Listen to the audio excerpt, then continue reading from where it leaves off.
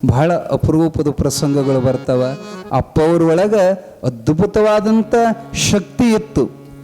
ಆದರೆ ಆ ಶಕ್ತಿಯನ್ನು ಅವರು ಎಲ್ಲ ಸಮಯದ ಪ್ರಕಟ ಮಾಡ್ತಿದ್ದಿಲ್ಲ.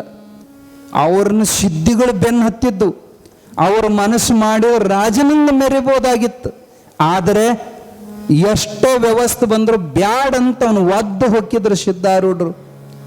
ಯಾರ ದಾನ ಮಾಡಿ ದೊಡ್ಡ ಅರ್ವಿ ಕೊಟ್ರೆ ಪಾಪ ಚಳಿ ಐತಿ ಹೊಚ್ಕೋ ಅಂತ ಕೊಟ್ರೆ ಈ ಮೈಗೆ ಸೊಕ್ಕ ಬರ್ತೈತಿ. ಈ ಶರೀರಕ್ಕೆ ಸುಖ ಕೊಡಬಾರ್ದು. ದಂಡಿಸದೆ ದೇಹವನ್ನು ಖಂಡಿಸದೆ ಮನವನ್ನು ಉಂಡು ಸ್ವರ್ಗವನ್ನು ಏರುವೆನೆಂದರೆ ಅದನ್ನೇನು ರಂಡೆ ಆಳುವಳೆ. ಸರ್ವಜ್ಞ ಹೇಳಿದಾನ, ದಂಡಿಸ್ಬೇಕು ದೇಹನ, ಮನಸ್ಸನ್ನು ಖಂಡಿಸ್ಬೇಕು. ಭಾಳ ಸುಖ ಕೊಟ್ರೆ ಸೊಕ್ಕಿಗೆ ಬರ್ತೈತಿ ಶರೀರ ಅಂತ. ಅದಕ್ಕೆ ಹಿಡುತ್ತದ ಒಳಗೆ ಅನ್ನ, ಅದಕ್ಕೆ ಮರ್ಯಾದೆ ಮುಚ್ಚಕ್ಕಷ್ಟೇ ಅದಕ್ಕೆ ಅರಬಿ, ಹಾಸಿಗುಣಕ್ಕೆ ಭೂಮಿನೇ ಹಾಸಿಗೆ, ಗಗನವೇ ಹೊದಕೆ, ನಿರಾಭಾರಿಯಾಗಿ ಮುಮುಕ್ಷವಾದವನ್ನು ಹಿಂಗೆ ಬದುಕಬೇಕಂತ ತೋರಿಸಿಕೊಟ್ಟವರು ಜಗದ್ಗುರು ಸಿದ್ಧಾರೂಢರು. ಅವ್ರ ಹೊಟ್ಟೆ ಬೆನ್ನಿಗೆ ಹತ್ತಿರ್ತಿತ್ತು. ಈಗಿನ ಸ್ವಾಮಿಗಳು ಹೊಟ್ಟೆ ನೋಡಬೇಕು, ನೆಲನ ಕಾಣೋದಿಲ್ಲ. ದೊಡ್ಡ ದೊಡ್ಡ ಹೊಟ್ಟೆ ಬಿಟ್ಟುಕೊಂಡು ಓಡಾಡ್ತಿರ್. ಶರೀರವನ್ನು ದಂಡಿಸಲಿಲ್ಲ ಅಂದರೆ ಅವನಿಗೆ ಯೋಗಿ ಅಂತ ಕರೆಯೋದಿಲ್ಲ, ಅವನಿಗೆ ಭೋಗಿ ಅಂತ ಕರೀತಾರೆ. ಶರೀರ ದಂಡಿಸಿದವನೇ ಪರಮಾತ್ಮನನ್ನು ದರ್ಶನ ಮಾಡಲಿಕ್ಕೆ ಯೋಗ್ಯವ. ಅದಕ್ಕೆ ತಪಸ್ಸು ಅಂತಾರೆ. ಅಂಥ ಮಹಾತ್ಮ ಜಗತ್ತು ಉದ್ಧಾರವನ್ನೇ ತನ್ನ ಗುರಿಯಾಗಿ ಇಟ್ಟುಕೊಂಡು ಸಂಚಾರ ಮಾಡ್ತಿದ್ದ. ಅಂಥ ಮಹಾತ್ಮ ಚರಿತ್ರೆ ನೀವೆಲ್ಲ ಕೇಳಕತ್ತೀರಿ. ಸುಮ್ಮನೆ ಚಟಕ ಕೇಳಬೇಡ್ರಿ, ಮಜಕ ಕೇಳಬೇಡ್ರಿ. ಪ್ರತಿ ಪ್ರಸಂಗ ನಿಮಗೆ ಕಿವಿ ಹಿಡ್ದ ಉಪದೇಶ ಮಾಡುವಂಥ ಚಾಟಿ ಮಾತದವ ಇದ್ರಾಗ. ಇವ ಆ ಮಾರವಾಡಿಗೆ ಹೇಳಿದ ಮಾತಲ್ಲ. ಇಲ್ಲೂ ಕೆಲವು ಜಿಪುಣ ಮಾರವಾಡಿಗಳು ಇರ್ತಾರ. ಕೊಟ್ರೆ ಎಲ್ಲಿ ನಮ್ದು ಕಮ್ಮಿ ಆದ್ಗಿದೀತು, ರಗಡ್ ಸುಟ್ರೆ ಸುಡ್ಲಾರ್ದೊಟ್ಟು ಇರ್ತೈತಿ. ಇಲ್ಲಿ ಅನ್ನದಾಸೋಹ ಮಾಡಿದ್ರೆ ಮತ್ತೆ ಎಲ್ಲಿ ನಮಗೆ ಕಮ್ಮಿ ಆದ್ಗಿದೀತು. ಆ ಬುದ್ಧಿ ಹೋಗಲಿ ಅಂತ ಒತ್ತಿ ಹೇಳಾಕತ್ತೇವೆ. ಇಂಥ ಪ್ರಸಂಗದೊಳಗ ಮನಸ್ಸು ಬಿಚ್ಚಿ ಉದಾರವಾಗಿ ದಾನ ಧರ್ಮ ಮಾಡ್ರಿ, ಉದಾರವಾಗಿ ಅನ್ನದಾಸೋಹ ಮಾಡ್ರಿ. ಸಿದ್ಧಾರೂಢಪ್ಪ ನಿಮ್ಮ ಬೆನ್ನಿಗೆ ನೆಲ್ತಾನ. ತತ್ವ ಬಲ್ಲ ಜ್ಞಾನಿಗೆ ತುತ್ತ ಅನ್ನವನಿತ್ತರೆ ಜಗ ಒತ್ತೆ ಬೀಳುವುದು ಸರ್ವಜ್ಞ.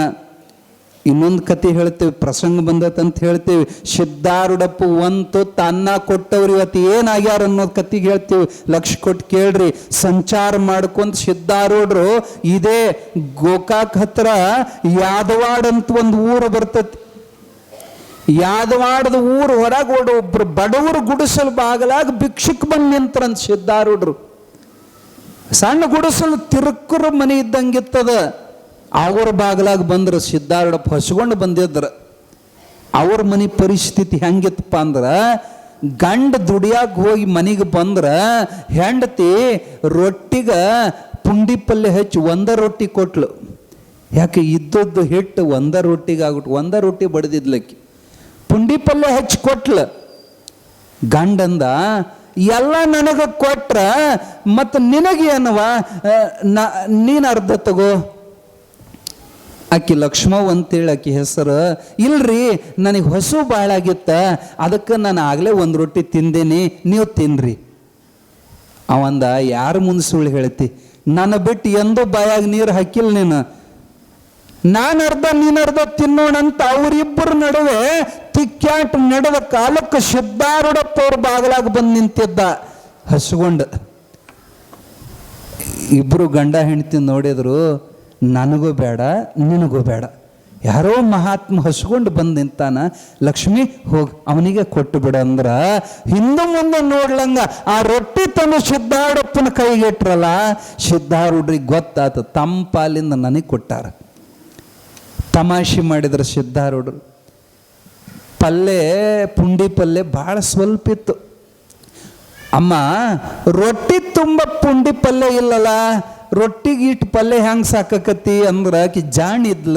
ತಂಬೈಲ್ ಸ್ವಾಮಿ ಅಂತ ಅದನ್ನ ಹೊಳ್ಳಿ ಇಸ್ಕೊಂಡ ಒಂದು ತುತ್ತು ಮುರಿದ ರೊಟ್ಟಿ ತುಂಬ ಚಟ್ನಿ ಸವ್ರದ ಹೆಂಗೆ ಪುಂಡಿ ಪಲ್ಯ ಸವ್ರಿ ಕೊಟ್ಲ. ತಗೋತೇನು ಅಜ್ಜಂದ. ಮತ್ತು ಮುರಿಯಕ್ಕೆ ರೊಟ್ಟೆ ಇಲ್ಲಲ್ಲ, ಯಾಕೆ ಅದ್ರ ತುಂಬ ಸವರಿದ್ಲ. ಇದು ಯಾವ ಹುಚ್ಚು ಸ್ವಾಮಿ ಅದಾನಂತ ಕೊಟ್ಟು ನಕ್ಕೊಂತ ಒಳಗೆ ಬಂದ್ಲು. ಅಜ್ಜದನ್ನ ತಿನ್ಕೊಂತ ಮುಂದೆ ಹೋಗಿದ್ದ. ಈ ಘಟನೆ ಆದ ಬಳಿಕ, ಈ ಘಟನೆ ಆಗಿ 40 ವರ್ಷ, ಈ ಪ್ರಸಂಗದ ನಂತರ 40 ವರ್ಷದ ಬಳಿಕ ಸಿದ್ಧಾರೂಢಪ್ಪ ಹುಬ್ಬಳ್ಳಿ ಒಳಗ ನಡೆದಾಡೋ ಭಗವಂತನಾಗಿ ಮೆರೆಯೋ ಕಾಲಕ್ಕ, ಶಿವರಾತ್ರಿ ರಥೋತ್ಸವಕ್ಕೆ ಲಕ್ಷಗಟ್ಟಲೆ ಜನ ಕೂಡಿದ ಕಾಲಕ್ಕ, ಕಿಲೋಮೀಟರ್ ಗಟ್ಟಲೆ ಪಾಳ ಹತ್ತಿತ್ತು ಸಿದ್ಧಾರೂಢಪ್ಪನ ಪಾದ ದರ್ಶನ ಮಾಡಕ್ಕ. ಆ ಕಾಲಕ್ಕೆ ಗಾಳಿ ಬೀಸ್ಕೊಂತ ನಿಂತಿದ್ದ ಸಾಧು ಗೋವಿಂದ ಸ್ವಾಮಿ ಸಿದ್ಧಾರೂಢರಿಗೆ ಅಜ್ಜರಂದ್ರು, ಏ ಗೋವಿಂದ, ಅಲ್ಲಿ ಕೆರೆ ಕಟ್ಟಿ ಇಳಿಯಾಕತ್ಯಾಳ ನೋಡಿ ಮುದುಕಿ, ಹಸಿರು ಸೀರೆ ಉಟ್ಟಾಳ. ಆ ಅಜ್ಜಿ ಹೆಸರು ಲಕ್ಷ್ಮವ್ವ. ಆಕಿ ಯಾದವಾಡದ ಅಜ್ಜಿ ಅದಾಳ. ನಾ ಕರೆಯಕತ್ತೀನಂತೇಳಿ ಆಕಿನ ಸೀದಾ ಇಲ್ಲಿ ಕರ್ಕೊಂಬಾರಪ್ಪ, ಆಕಿಗೆ ಪಾಳೆ ಹಚ್ಚಬೇಡ್ರಿ ಅಂತ ಸಿದ್ಧಾರೂಢಪ್ಪ ಹೇಳಿ ಕಳಿಸಿದ್ರಂತ. ಹೋಗಿ ಲಕ್ಷ್ಮವ್ವನ ಕೇಳಿದ್ರಮ್ಮ, ಅಜ್ಜಿ ನಿನ್ ಕರೆಯಕತ್ತೇನವ. ಇಷ್ಟು ಗದ್ದಲದಾಗ ನಾನು ಇದೇ ಮೊಟ್ಟ ಮೊದಲು ಸಿದ್ಧಾರೂಢ ಮಠಕ್ಕೆ ಬಂದೀನಿ, ಅಜ್ಜಗೂ ನನಗೆ ಪರಿಚಯ ಇಲ್ಲ, ನನ್ನ ಗುರುತು ಇರಕ್ಕಿಲ್ಲಪ್ಪ, ಬೇರೆ ಯಾರೋ ಇರ್ಬೇಕು, ನೀ ತಪ್ಪು ತಿಳ್ಕೊಂಡು ಏನ್ಲಕ್ಕೆ ಮುದುಕಿ.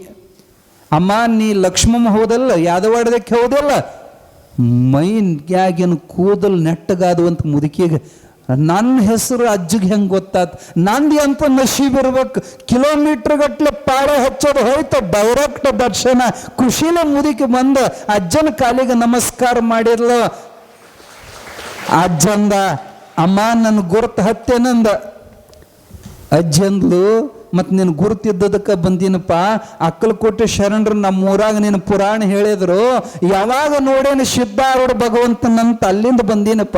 ಏ ಅಮ್ಮ, ಇದಲ್ಲ, 40 ವರ್ಷದ ಹಿಂದೆ ನನಗೂ ನಿನಗೂ ಭೇಟಿಯಾಗಿತ್ತು, ನೆನಪೈತೇನಂದ್ರೆ ಸಿದ್ಧಾರೂಢರು. ಯಾಕೆ ಎಷ್ಟು ನೆನಪು ಮಾಡ್ಕೊಂಡ್ರು? ಇಲ್ಲಪ್ಪ, ಇದ ಮೊದಲು ನಿನ್ನ ನೋಡಕ್. ಅಮ್ಮ, ನಿನ್ನ ಬಾಗ್ಲಿಗೆ ಹಸಿದು ಬಂದಿದ್ದೆ, ರೊಟ್ಟಿ ಮ್ಯಾಲ ಪಲ್ಯ ಹಚ್ಚಿ ಕೊಟ್ಟಿದ್ದು ನೆನಪು.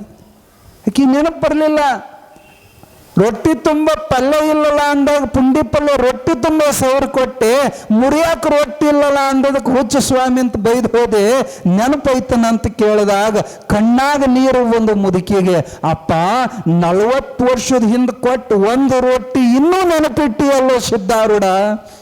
40 ವರ್ಷದ ಹಿಂದೆ ಕೊಟ್ಟು ಒಂದು ರೊಟ್ಟಿ ಇನ್ನೂ ನೆನಪಿಟ್ಟಿಯಲ್ಲೋ ಸಿದ್ಧಾರೂಢ. ಕಣ್ಣಾಗ ನೀರು ಬಂತಂತ. ಅಮ್ಮನ ಕಣ್ಣೀರು ಒರೆಸಿದ್ರು. ಚೆನ್ನಾಗಿದೆಯಾ? ಏನು ಕೇಳ್ತೀಯ ಅಜ್ಜ, ನಿನಗೆ ಕೊಟ್ಟಿದ್ದು ನಾ ಬರೀ ಒಂದು ರೊಟ್ಟಿ. ಅವತ್ತು ರಾತ್ರಿ ಮುಂಗಾರು ಮಳೆಗೆ ಬರಸಿಡಲು ಬಿರುಗಾಳಿಗೆ ನಮ್ಮ ಗುಡಿಸಲು ಮುರ್ಕೊಂಡು ಬಿತ್ತು. ಈ ಬೆಳತನ ಗಂಡ ಹೆಂಡತಿ ತೋಯಿಸ್ಕೊಂಡ ಗಿಡದ ಕೆಳಗೆ ಬೆಳಕು ಹರಿಸಿದ್ವಿ. ಮುರಿದು ಗುಡಿಸಲು ಸರಿ ಮಾಡಬೇಕಂತೇಳಿ ಸಾವ್ಕಾರ ಮನೆಗೆ ಹೋಗಿ ಹಾರಿಕೋಲ್ ತಗೊಂಡು ಬಂದ, ಮತ್ತು ಗುದ್ದು ತೆಗೆದು ಗೂಟ ಹುಗಿಯೋ ಸಲುವಾಗಿ, ಗುಡಿಸಲು ಹೊಳ್ಳಿ ಹಾಕೋ ಸಲುವಾಗಿ ತೆಗಿಯೋ ಕಾಲಕ್ಕೆ ಅಜ್ಜ ನಮಗೆ ಹಂಡೆ ಸಿಗುತ್ತಜ್ಜ. ಹಂಡೆ ಖಾಲಿ ಹಂಡೆ ಅಲ್ಲ, ಬಂಗಾರದ ನಾಣ್ಯಗಳು ತುಂಬಿದ ಹಂಡೆ ಸಿಗುತ್ತೋ. ನಿನಗೆ ಕೊಟ್ಟಿದ್ದು ನಾ ಬರೀ ಒಂದು ರೊಟ್ಟಿ. ಆದ್ರೆ ಇವತ್ತು ಇಡೀ ಯಾದವಾಡದಾಗ ನಮ್ಮ ಮುಂಗೈ ಹಿಡಿಯೋ ಸೌಕಾರ ಯಾರು ಇಲ್ಲ. ನಿನ್ನ ಆಶೀರ್ವಾದದಿಂದ 100 ಎಕರೆ ಜಮೀನು ಗಳಿಸಿವಜ್ಜ. ನಿನಗೆ ಕೊಟ್ಟಿದ್ದು ನಾವು ಬರೀ ಒಂದು ರೊಟ್ಟಿ. ಯಾಕೆ ಈ ಪ್ರಸಂಗ ನಿಮಗಿಲ್ಲಿ ಹೇಳಿದ್ವಿ ಅಂದ್ರೆ, ಇಲ್ಲಿ ಕೊಟ್ಟು ನೀವು ಹಾಳಾಕಿರಂತ ತಿಳ್ಕೊಬೇಡ್ರಿ, ಕೊಟ್ರೆ ನಿಮಗೆ ಕಮ್ಮಿ ಆಕತ್ತಂತ ತಿಳ್ಕೊಬೇಡ್ರಿ. ಇಲ್ಲಿ ದುಡ್ದು ನೋಡ್ರಿ, ಇಲ್ಲಿ ಕೊಟ್ಟು ನೋಡ್ರಿ, ಎಂದು ಅಪ್ಪ ನಿಮ್ಗೆ ಋಣ ಇಟ್ಕೊಳೋದಿಲ್ಲ. ನೀವ ಯಾರ್ದು ಋಣ ಇಟ್ಕೊಳೋದಿಲ್ಲ. ಯಾರ ನಿಮಗೆ ಆಯರ್ ಮಾಡಿದ್ರಂದ್ರೆ ನೀವೇನಂತೀರಿ? ಆಯರ್ ಅಂತೀರೋ ಏನು ಮುಯ್ ಅಂತೀರ? ಮುಯ್ ಅಂತೀರಲ್ಲ. ನಿಮ್ಮ ಮದುವೆಯಾಗ ಬಂದು ಮುಯ್ ಮಾಡಿದ್ರಂದ್ರೆ ಆ ಬರ್ಕನಕ್ಕೆ ಒಬ್ರನ್ನ ಇಟ್ಟಿರ್ತಾರಲ್ಲಿ, ಇಡ್ತಾರೆ ನಿಮ್ಮ ಕಡೆಗೆ.